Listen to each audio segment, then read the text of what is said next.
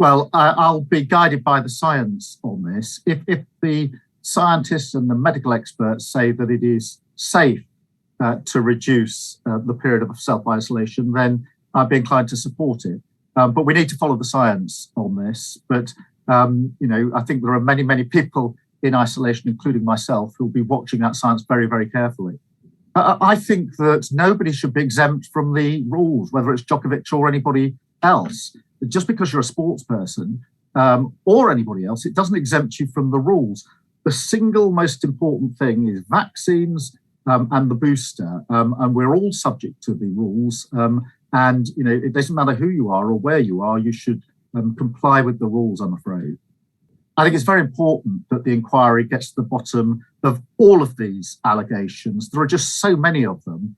I'm not surprised there are more allegations surfacing.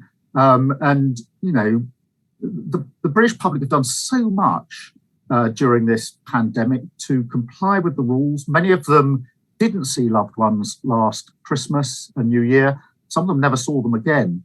The British people are many things, but they are not to be taken for granted, and they're not to be taken for fools. And I'm afraid the Prime Minister is taking them for granted and taking them for fools. So this inquiry needs to go wherever it needs to go. There needs to be full accountability.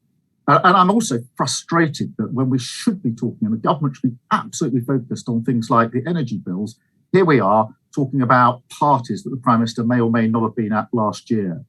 We need to let the inquiry take its course, see what the findings are.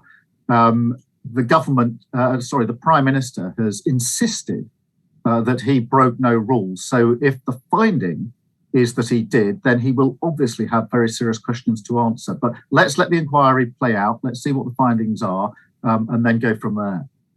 Would he have any authority left, though, if he was found to have gone to one of those places himself? Well, the Prime Minister has lost huge authority with the public because of these allegations of parties in Downing Street.